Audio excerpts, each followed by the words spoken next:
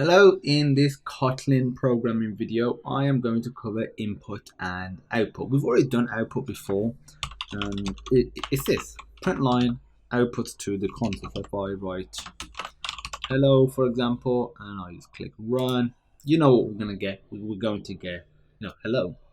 And if I duplicate it, let's say, got 3 instances of it, I think you can guess what we're going to get. 3 lines of hello, hello, and hello. But there's another way of doing it. There's a way where if I say print, not print line or print hello, just print, and I write, I'm going to say world in here.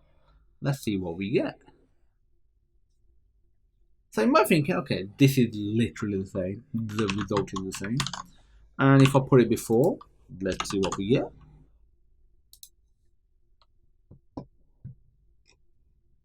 But I think the result's slightly different now.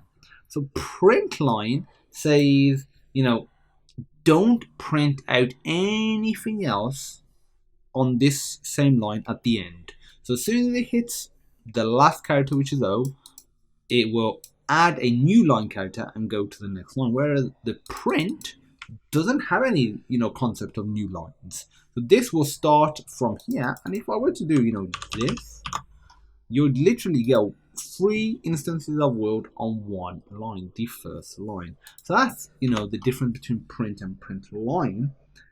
How can we get input from the user?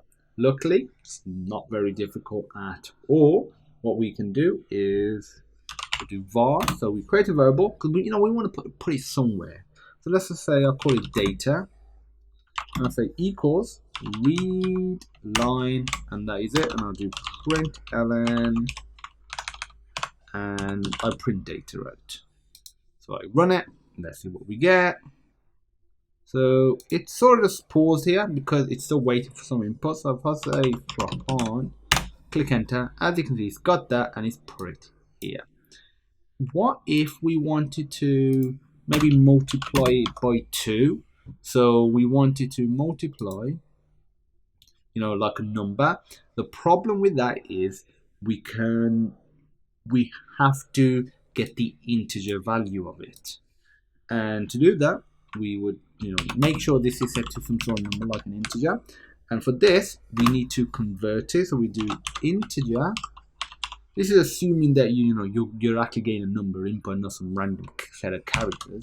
Dot value of like so. So if you want only the number value of what you're inputting, so if I input 78, double that will be 156.